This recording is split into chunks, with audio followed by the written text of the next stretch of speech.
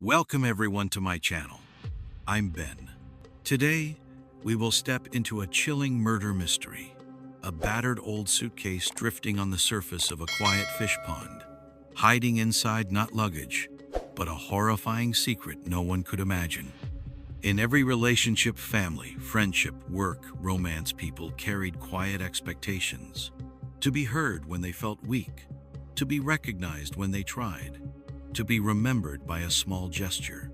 When those threads snapped, each side clung to its own reason, and neither side accepted the other. This case began with that kind of fracture, and with a disposal at an hour most viewers would not expect. On a police desk lay 6 garments: a mustard faux leather jacket, dark blue jeans, a pale sky blue turtleneck sweater with a braided pattern, a knit skirt dotted with bright red and white hearts, a short-sleeved ruffled blouse, and a light long-sleeved top. They looked waterlogged and streaked with grit. They had not been worn on a body. They had been packed around a body. The photograph spread quickly after a reward notice appeared on Weibo, a major Chinese social network that many people treat like a digital town square, where urgent notices race from phone to phone. A few days earlier, in Langhu, Huzhou, Zhejiang, a fish pond owner named Mr. Bai arrived at dawn to feed his stock. He noticed a fabric suitcase drifting near the middle of the pond. He had checked the water only days before and had seen nothing. The lane ran just a few meters from the embankment, roughly 10 to 15 feet, but a wall of tall shrubs and young trees hid the water from the road. From the lane, you could not see the case. Only someone who stepped into the grove could. Curiosity mixed with worry. It was his pond, his livelihood. He hooked the suitcase and tugged it to shore. A sour, sickly odor lifted from the seams. He eased the zipper open an inch, then another. A pale human calf pressed against the gap. Panic surged. He flung the suitcase back into the water and ran. After he steadied himself, he called the police. About half an hour later, officers sealed the area. The suitcase bobbed near the southeast corner, the spot where Mr. Bai had thrown it back in. They hauled it out again. On top lay the clothes, packed as padding. Below lay the lower half of a young woman waist to feet, protruding at the zipper like a terrible bookmark. The upper body was missing. The forensic team worked fast. Temperature, tissue condition, and early insect activity suggested the victim had been killed 3 to 4 days earlier.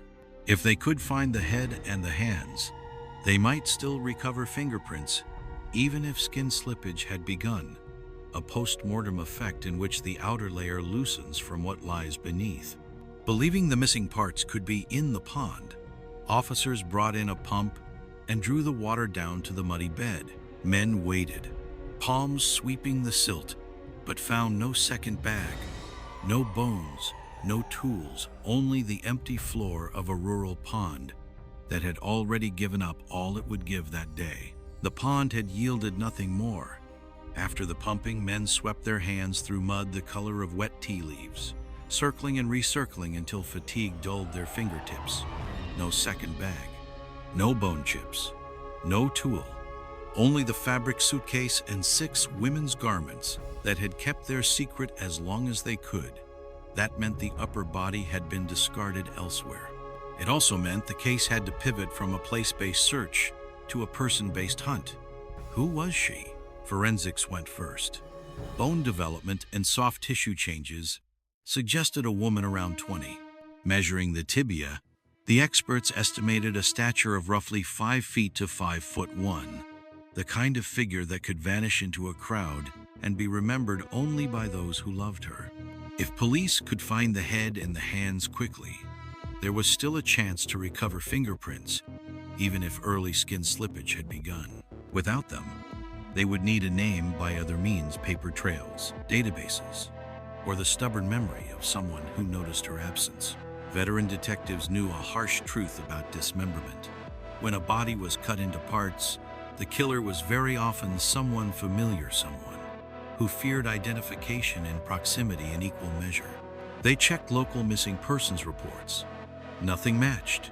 No daughter, sister, or co-worker reported missing in the neighborhood fit a young woman of that height and age. That pointed to two possibilities. She had been killed elsewhere and moved, or she had recently arrived and lived without a family circle close enough to trigger a report. They entered her DNA into the national database. Officers did not pretend this was a silver bullet. At the time, the bank of profiles skewed toward registered offenders, not victims or ordinary citizens. A match would be a gift, not an expectation, and no gift came. The screen stayed blank, the empty space where a name should have been felt heavier than any document on the desk. So they turned the suitcase into a map. It was the soft-sided kind, frayed at the edges, the fabric rubbed to a dull shine where hands had tugged it through stations and doorways. Its brand traced back to Nanchang, Jiangxi, a local manufacturer that had produced this model between 2007 and 2009, and then retired it. Distribution had been limited to Jiangxi. 3 years had passed since the last shipment. Retail logs were gone. Security cameras had long since been overwritten. Clerks could not be expected to remember a single sale sliced out of the blur of ordinary days. The suitcase told them a region, not a buyer. The clothes told a story of their own. 4 pieces were winter wear, including a knit skirt meant to be paired with tights and a pale braided turtleneck. But the victim had died in early autumn-September. Air still warm on skin, so why were out-season garments traveling with her remains?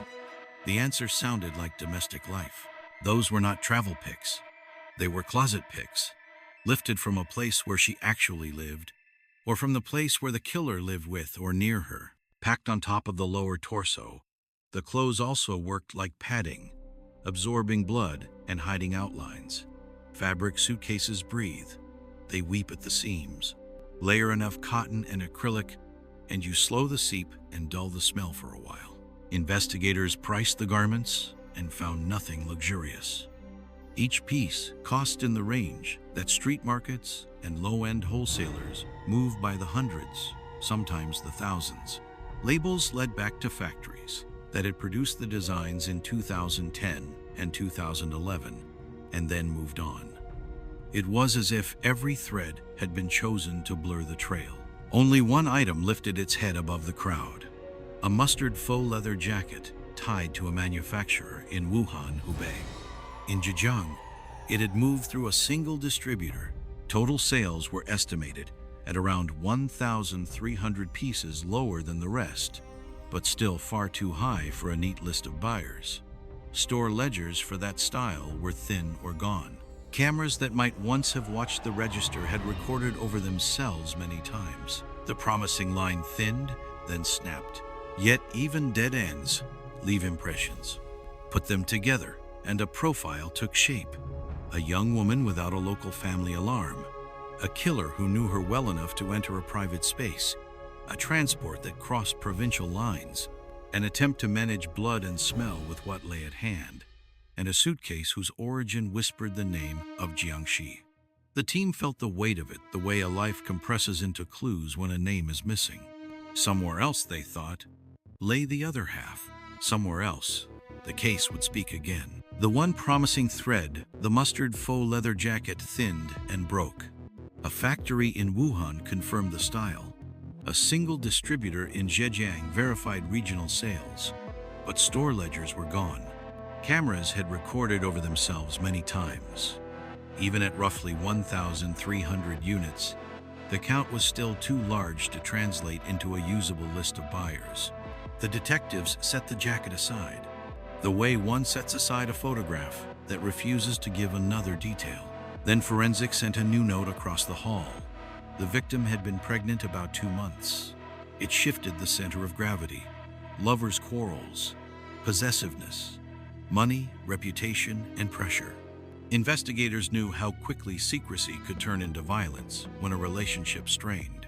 If a young woman carried a pregnancy that complicated someone's life, the circle of likely suspects narrowed to those who knew her intimately. They returned to the disposal, because disposal always talked if you listened long enough. The suitcase had been dumped in Langhu, a rural pocket where ponds pocked the fields like dark mirrors. One detail stood out to local officers. In this area, many ponds lay abandoned. Owners had left farming to work in nearby towns and cities. Roughly 1/3 of the ponds were no longer tended.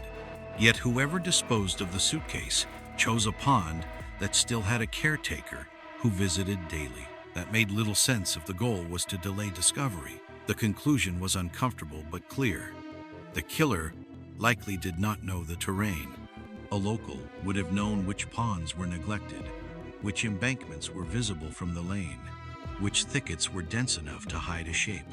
An outsider might only see water behind brush and think, here is solitude. There was another error in judgment, the belief that a suitcase would sink. Heavy hard-shell models sometimes did. Soft-sided fabric cases often did not. They breathed. They trapped air. They floated, especially when packed with clothing that held pockets of air. What the killer intended as a weighted coffin became a buoyed confession that bobbed toward the light. Transport mattered too. The case was large. To move it, the killer almost certainly used a car. A narrow paved spur connected the village to the main road Langhu Yueching Highway, where two cameras watched traffic like a pair of unsleeping eyes. The cameras did not see the turnoff itself, but they created a method.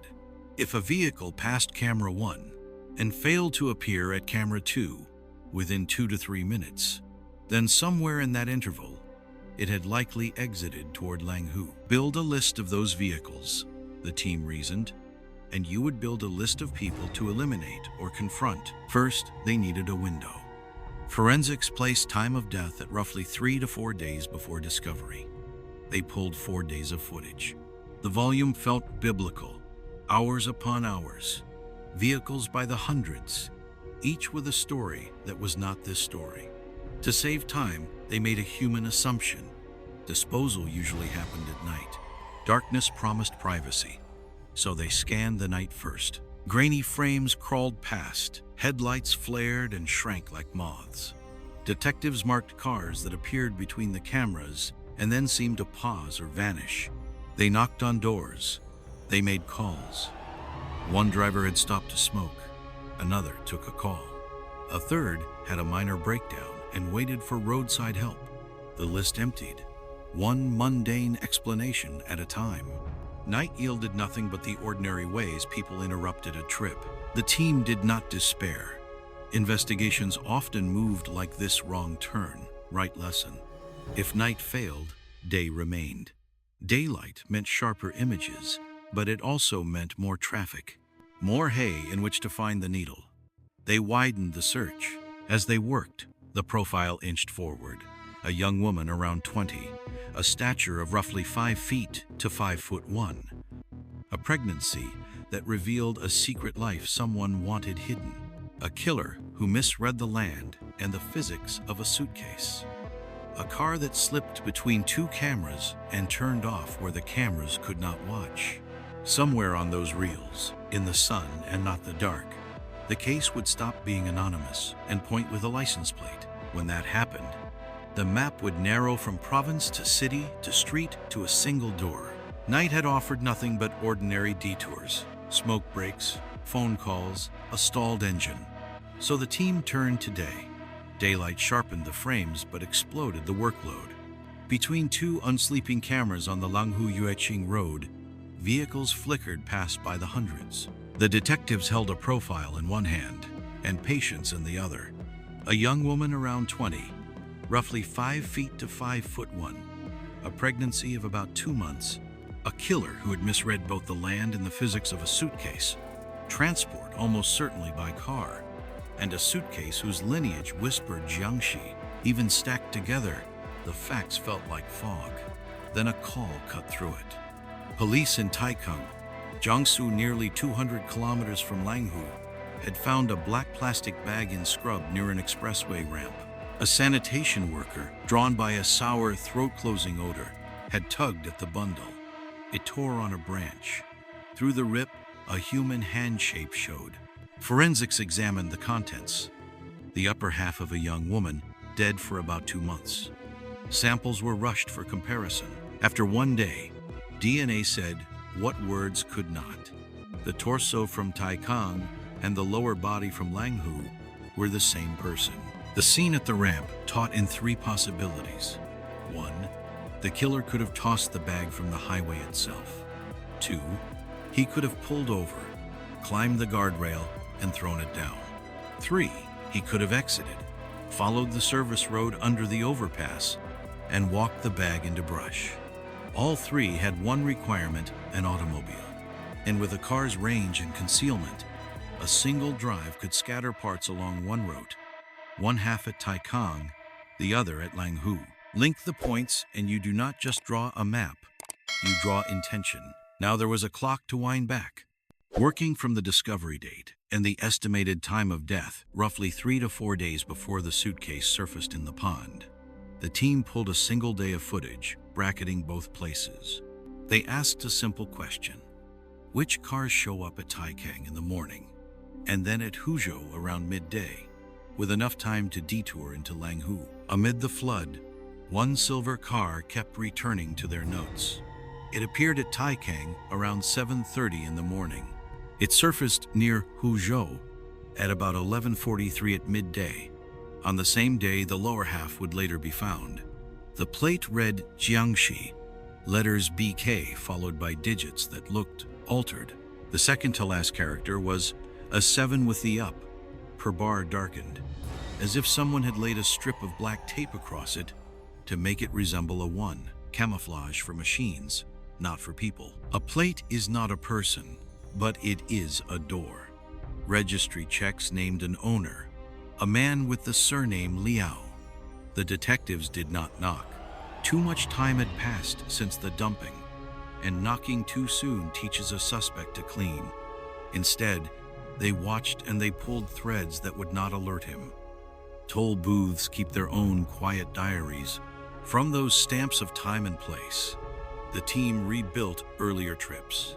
One image, months before the murder, February 2012, showed Liao's car crawling through a toll plaza with a young woman in the passenger seat. The frame was soft, the face unreadable, but the blouse she wore was a short-sleeved, ruffled style that matched the one packed into the suitcase from Langhu. The case was no longer faceless. Geography had narrowed to highways and ramps. Time had narrowed to a morning and a midday. Craft had narrowed to a driver who taped his plate and believed a fabric suitcase would sink. And motive still unproven, but circling closer, had narrowed to intimacy, secrecy, and the pressure of a pregnancy that someone wanted to erase.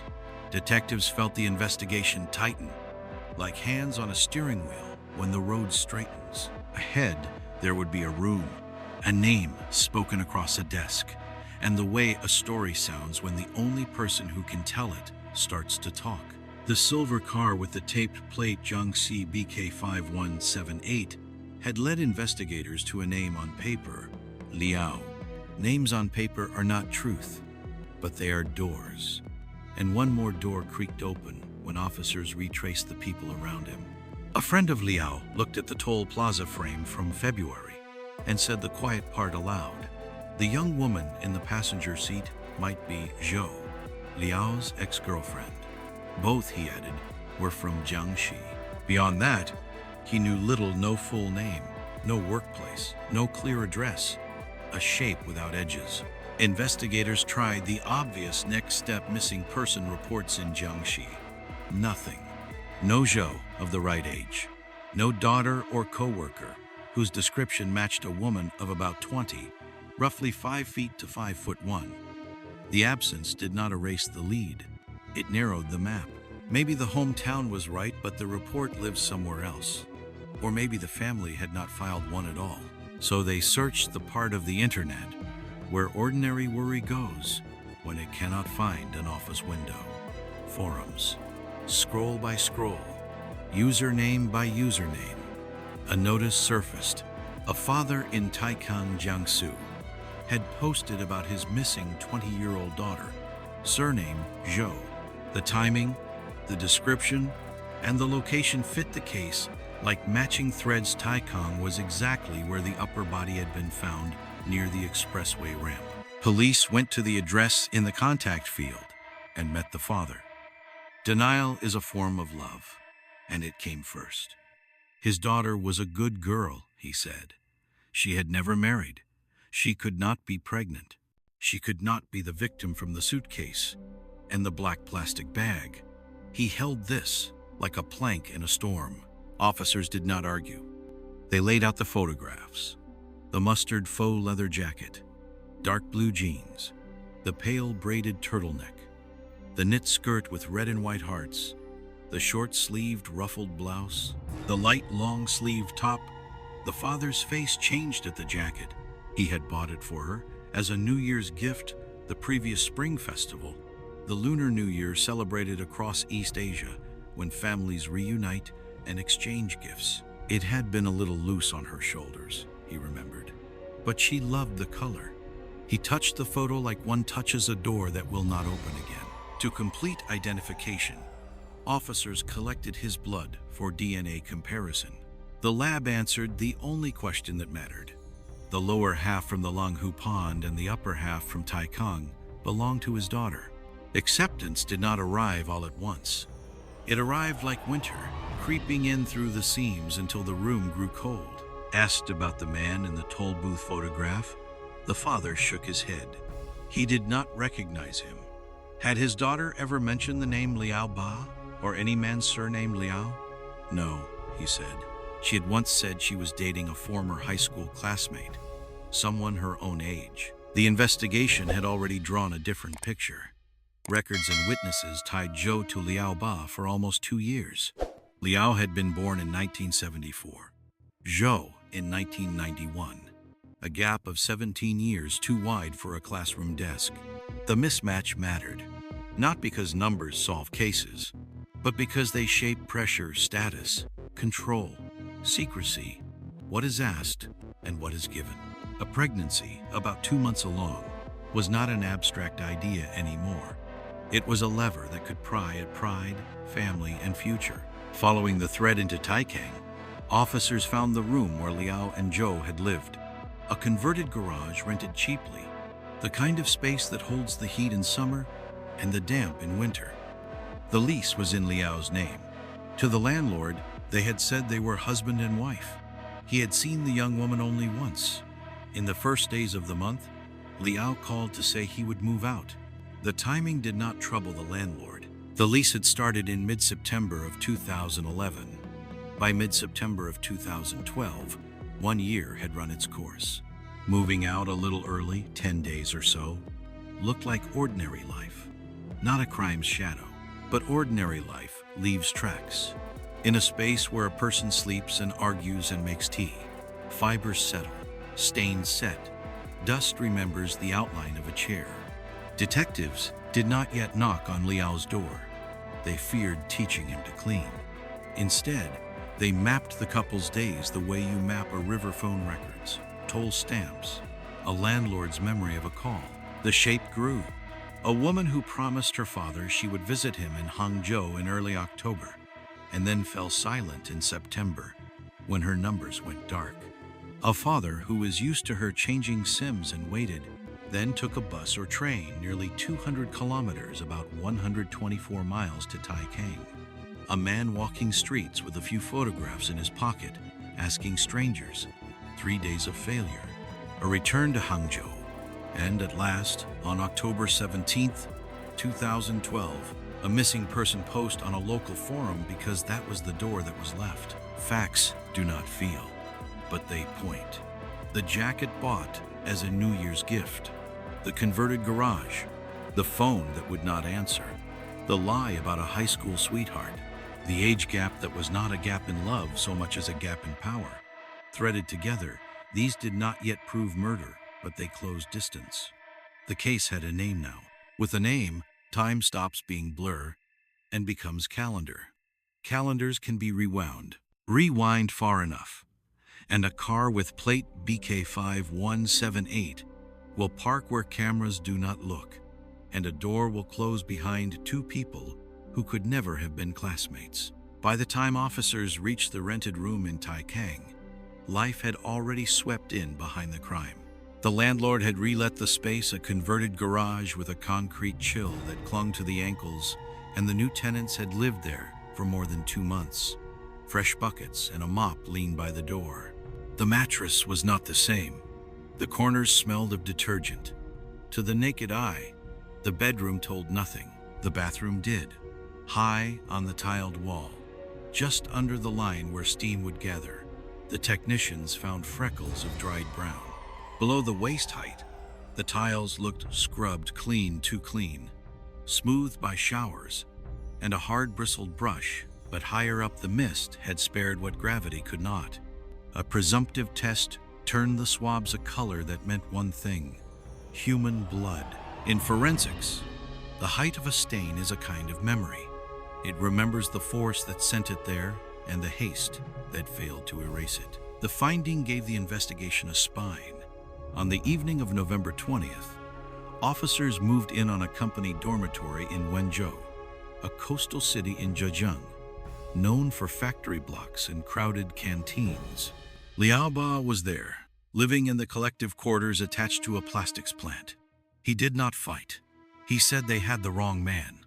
The words came easily, as if he had practiced them in the hours when noise in a dormitory softens and a man is left with his thoughts. In the interview room, detectives set out what they had: the bathroom stains, the suitcase from Langhu, the black plastic bag from Taikang, the toll plaza images of a silver car with a tape plate that showed up at the first sight around 7:30 in the morning, and near Huzhou, close to 11:43 at midday, and the lab waiting on DNA to close the loop.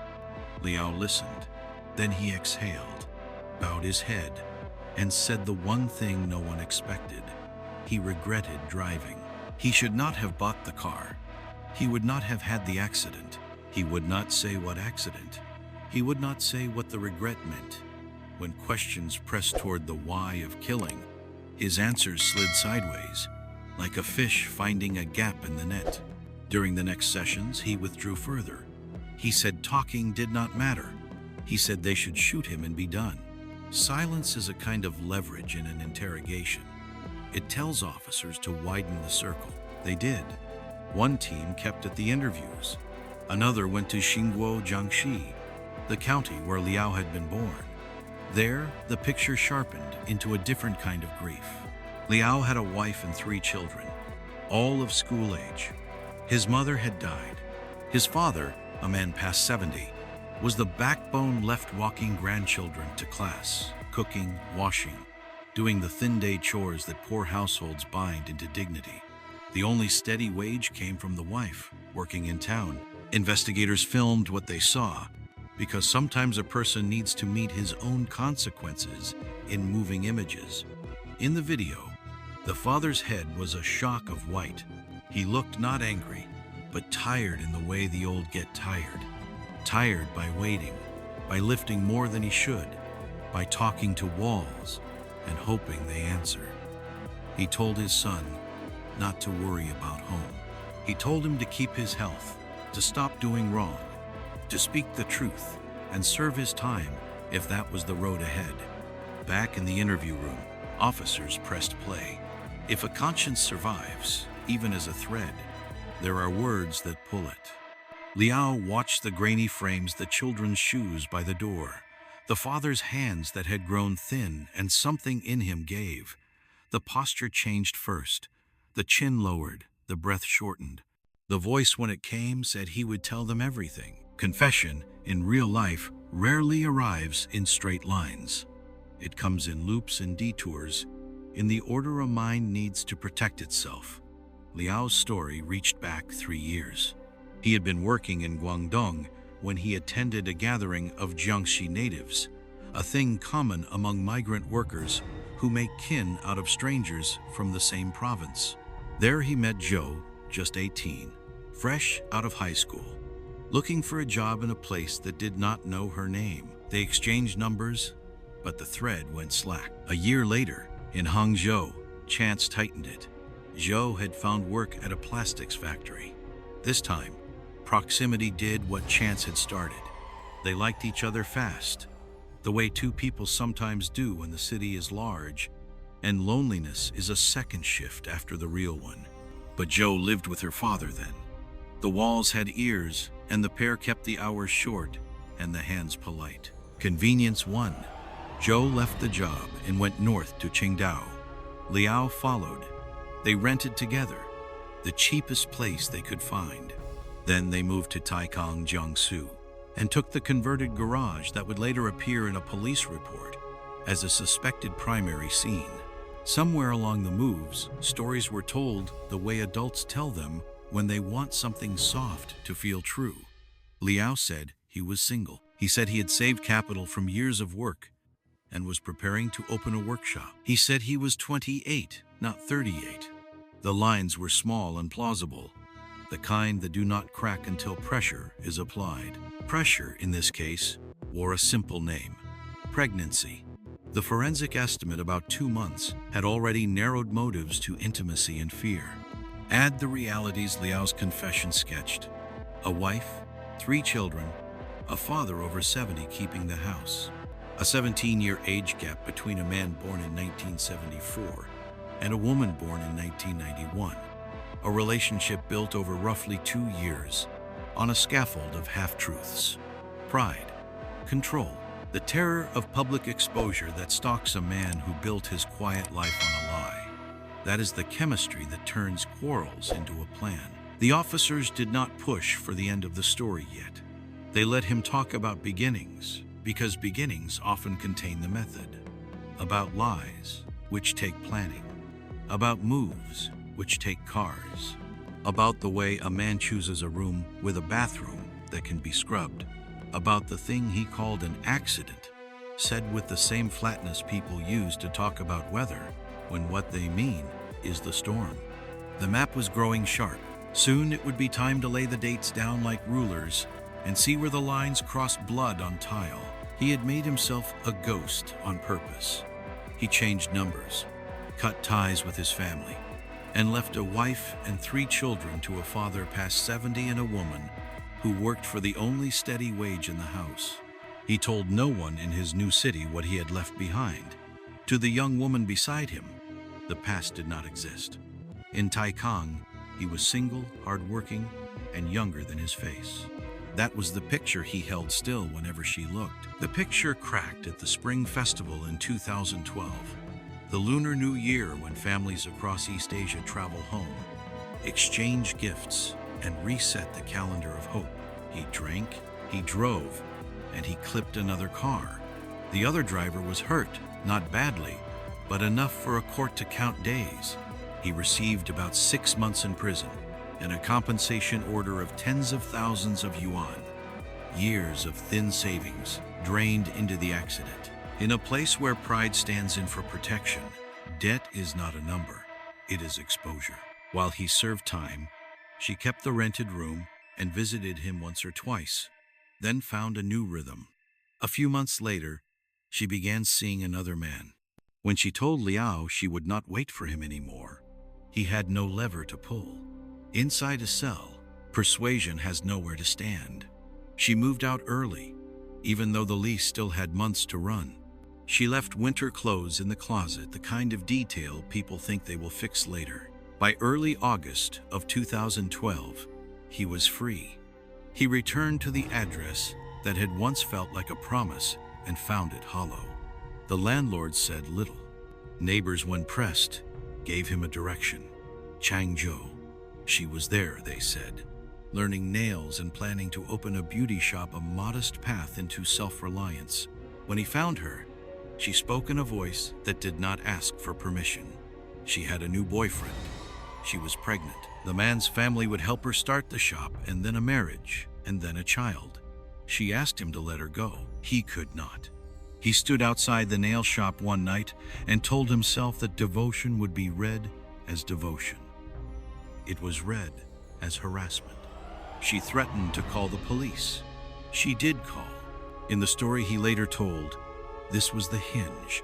A good man cast as a bad one. A lover turned into a stranger beside a door he could no longer enter. In the story the case file told, the hinge was smaller and sharper. A man whose lies were cornered by the truth of time and a pregnancy that did not belong to him. He went back to Taikang and moved into the garage room again.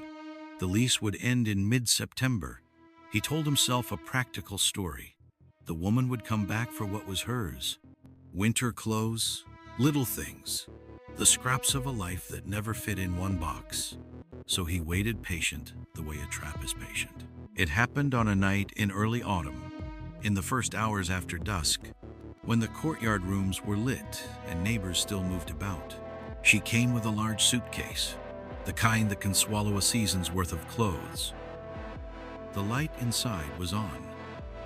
She knew he was there. She came in anyway. She opened the closet and began to fold what was hers. He tried words first. He said old things and new ones. Regret turned outward. Admiration turned into claims. The tired argument that loyalty and dependency were the same. She refused. He called her unfaithful. He said she had stayed when he had money and left when misfortune came.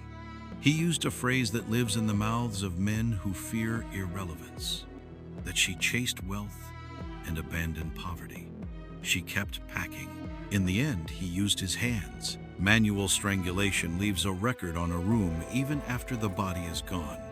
It leaves fallen items, widened eyes, a silence that feels thinner than air. When it was over, he sat down to learn what he had done. Then her phone rang. On the screen, the caller ID said husband. He did not answer. He sent a text instead. Parents had called her home. He wrote, she needed to talk to them about the relationship and the pregnancy.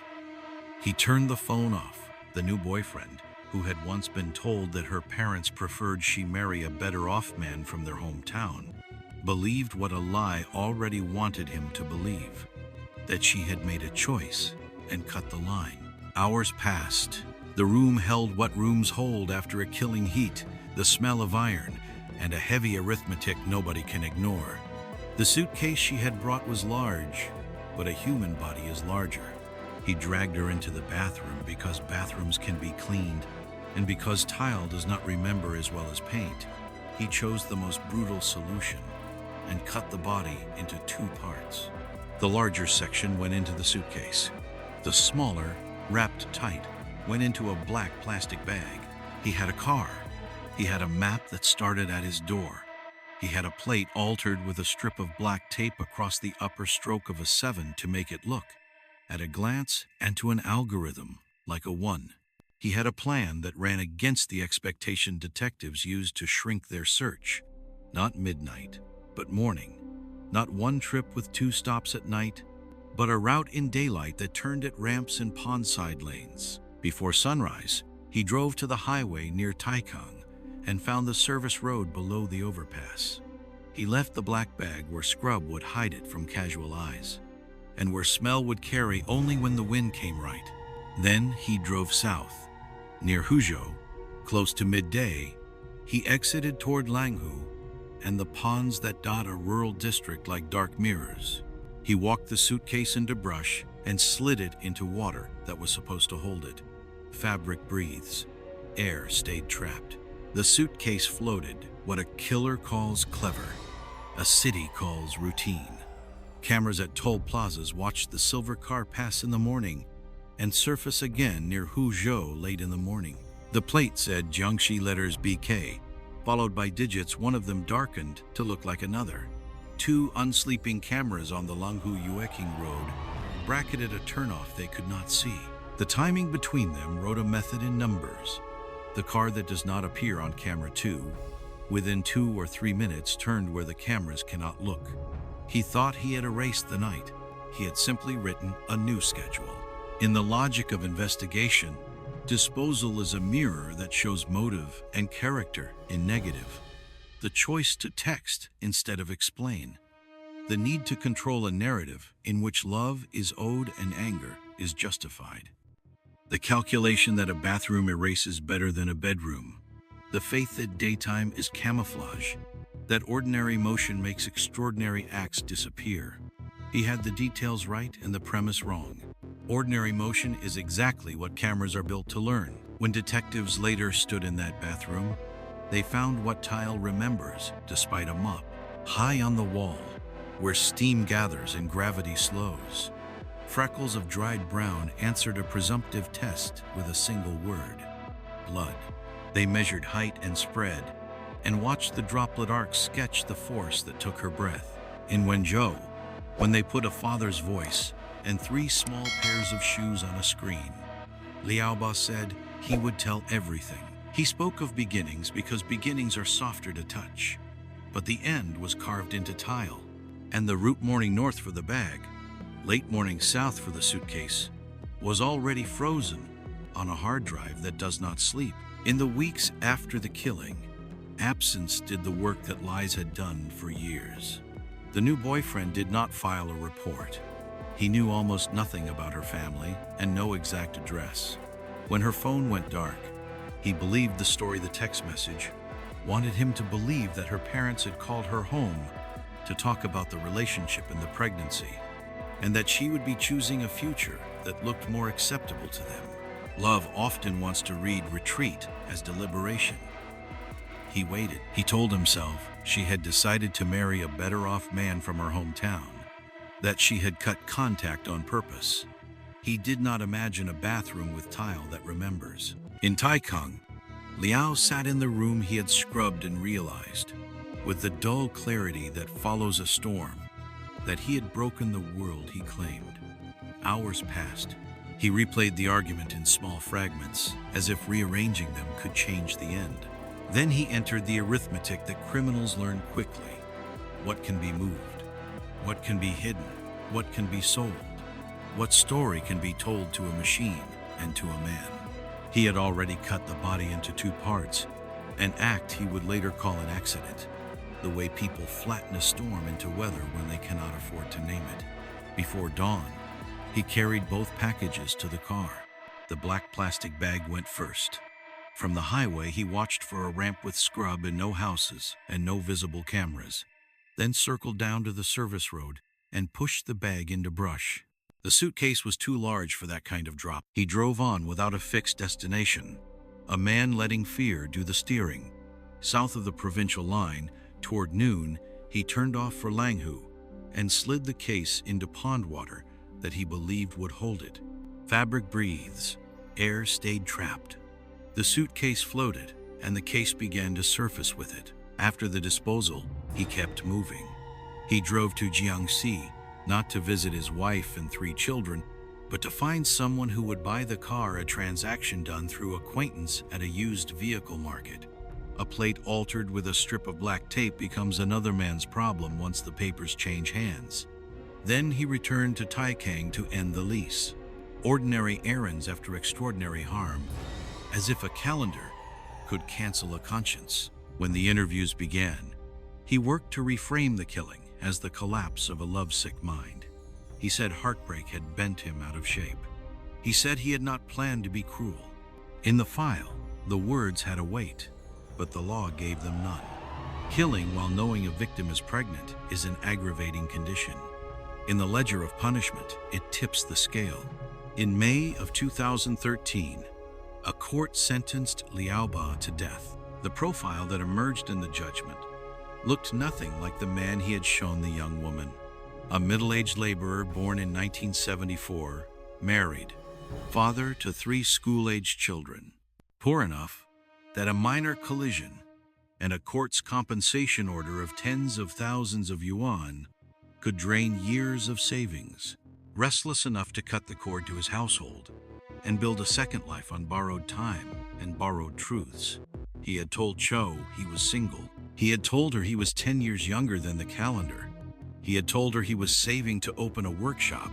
Those lies were not only tools to win her, they were a shelter he built for himself, a place where he could step out of the cold of obligation and stand in a light that said he was still a man with option. When the shelter fell the accident, the prison term of about 6 months, the loss of money, the loss of status, and then the loss of the woman his story about himself collapsed too. She had moved on. She was pregnant. She talked about a small future that sounded bigger than anything he had promised. A beauty shop, a marriage, a child, a family that would help. As she described that life, he heard not hope but indictment. Love turned into ownership, and when ownership failed, ownership turned into erasure. People fear losing what they have. Often they fear more that the next thing will not be better. In romance, the comparison cuts deepest. A breakup bruises, but the bruise darkens when one life sinks and the other rises. Psychologists describe a pattern of status loss rage in which humiliation, envy, and fear of replacement braid into violence. The case read like a template. A man who had traded his first obligations for a second chance. A young woman who tried to step away and build something modest and steady. A moment when her better future became a mirror that he could not bear to look into. None of that made her choices wrong. She was very young. She had left the countryside to work in cities where she had little protection and fewer social anchors. She trusted an older man who had curated a version of himself. When she tried to leave, she did the ordinary things women do to be safe, kept the visit short, went in early evening, packed quickly, threatened to call the police when he hovered outside her new workplace. Ordinary defenses do not always hold against a person who has decided to force an ending. What the investigation taught, beyond the story of two people, was procedural and human at the same time. It taught that a fabric suitcase floats. It taught that a morning run can be more conspicuous than a midnight one when a route is bracketed by cameras. It taught that a text message can be a weapon when it is designed to fit a hope. It taught that a bathroom remembers what a mop cannot reach: the freckles high on tile, where steam gathers and gravity slows. It taught that toll systems are civic memory, writing a quiet diary in stamps of place and minute, so that a route can be rewound when a life cannot. In the end, the detectives could draw the path with a finger.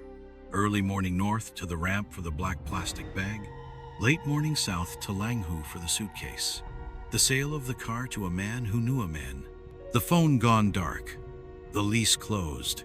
The arrest in Wenzhou. The video of a father with white hair and 3 pairs of small shoes by a door. A confession that circled back to its opening lies. And a bench's decision written in the language of the state that the killing of a pregnant young woman by a man who knew of the pregnancy warranted the heaviest sentence the law could give. We end where the case began, with expectations. She expected an honest partner and a safer tomorrow. He expected that devotion would be read as a claim and that the city would let him write a second life without paying the debt on the first. The city is indifferent. The cameras are not. The tile is not. The water is not. When the suitcase refused to sink, the truth rose with it. In the weeks after the killing, absence did the work that lies had done for years. The new boyfriend did not file a report. He knew almost nothing about her family and no exact address. When her phone went dark, he believed the story. The text message wanted him to believe that her parents had called her home to talk about the relationship and the pregnancy, and that she would be choosing a future that looked more acceptable to them. Love often wants to read retreat as deliberation. He waited. He told himself she had decided to marry a better-off man from her hometown, that she had cut contact on purpose. He did not imagine a bathroom with tile that remembers. In Taikang, Liao sat in the room he had scrubbed and realized, with the dull clarity that follows a storm, that he had broken the world he claimed. Hours passed. He replayed the argument in small fragments, as if rearranging them could change the end. Then he entered the arithmetic that criminals learn quickly. What can be moved? What can be hidden? What can be sold? What story can be told to a machine and to a man? He had already cut the body into 2 parts, an act he would later call an accident, the way people flatten a storm into weather when they cannot afford to name it. Before dawn, he carried both packages to the car. The black plastic bag went first. From the highway, he watched for a ramp with scrub and no houses and no visible cameras, then circled down to the service road and pushed the bag into brush. The suitcase was too large for that kind of drop. He drove on without a fixed destination, a man letting fear do the steering. South of the provincial line, toward noon, he turned off for Langhu and slid the case into pond water that he believed would hold it. Fabric breathes. Air stayed trapped. The suitcase floated, and the case began to surface with it. After the disposal, he kept moving. He drove to Jiangxi, not to visit his wife and 3 children, but to find someone who would buy the car, a transaction done through acquaintance at a used vehicle market. A plate altered with a strip of black tape becomes another man's problem once the papers change hands. Then he returned to Taikung to end the lease. Ordinary errands after extraordinary harm. As if a calendar could cancel a conscience. When the interviews began, he worked to reframe the killing as the collapse of a lovesick mind. He said heartbreak had bent him out of shape. He said he had not planned to be cruel. In the file, the words had a weight, but the law gave them none. Killing while knowing a victim is pregnant is an aggravating condition. In the ledger of punishment, it tips the scale. In May of 2013, a court sentenced LiaoBa to death. The profile that emerged in the judgment looked nothing like the man he had shown the young woman. A middle-aged laborer born in 1974, married, father to 3 school-aged children, poor enough that a minor collision and a court's compensation order of tens of thousands of yuan could drain years of savings, restless enough to cut the cord to his household and build a second life on borrowed time and borrowed truths. He had told Chow he was single. He had told her he was 10 years younger than the calendar. He had told her he was saving to open a workshop.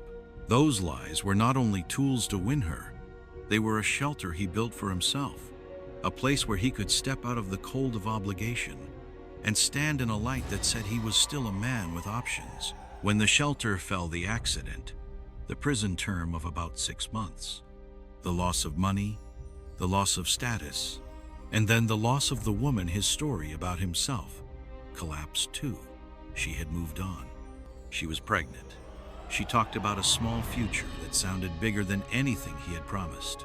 A beauty shop, a marriage, a child, a family that would help. As she described that life, he heard not hope, but indictment. Love turned into ownership. And when ownership failed, ownership turned into erasure. People fear losing what they have. Often they fear more that the next thing will not be better. In romance, the comparison cuts deepest. A breakup bruises, but the bruise darkens when one life sinks and the other rises. Psychologists describe a pattern of status loss rage in which humiliation, envy, and fear of replacement braid into violence. The case read like a template. A man who had traded his first obligations for a second chance. A young woman who tried to step away and build something modest and steady. A moment when her better future became a mirror that he could not bear to look into. None of that made her choices wrong. She was very young. She had left the countryside to work in cities where she had little protection and fewer social anchors. She trusted an older man who had curated a version of himself. When she tried to leave, she did the ordinary things women do to be safe, kept the visit short, went in early evening, packed quickly, threatened to call the police when he hovered outside her new workplace. Ordinary defenses do not always hold against a person who has decided to force an ending. What the investigation taught, beyond the story of 2 people, was procedural and human at the same time. It taught that a fabric suitcase floats. It taught that a morning run can be more conspicuous than a midnight one when a route is bracketed by cameras. It taught that a text message can be a weapon when it is designed to fit a hope. It taught that a bathroom remembers what a mop cannot reach: the freckles high on tile, or steam gathers and gravity slows. It taught that toll systems are civic memory, writing a quiet diary in stamps of place and minute, so that a route can be rewound when a life cannot. In the end, the detectives could draw the path with a finger. Early morning north to the ramp for the black plastic bag. Late morning south to Langhu for the suitcase. The sale of the car to a man who knew a man. The phone gone dark. The lease closed. The arrest in Wenzhou. The video of a father with white hair and 3 pairs of small shoes by a door. A confession that circled back to its opening lies. and a bench's decision written in the language of the state, that the killing of a pregnant young woman by a man who knew of the pregnancy warranted the heaviest sentence the law could give. We end where the case began, with expectations. She expected an honest partner and a safer tomorrow. He expected that devotion would be read as a claim and that the city would let him write a second life without paying the debt on the first. The city is indifferent. The cameras are not. The tile is not. The water is not. When the suitcase refused to sink, the truth rose with it.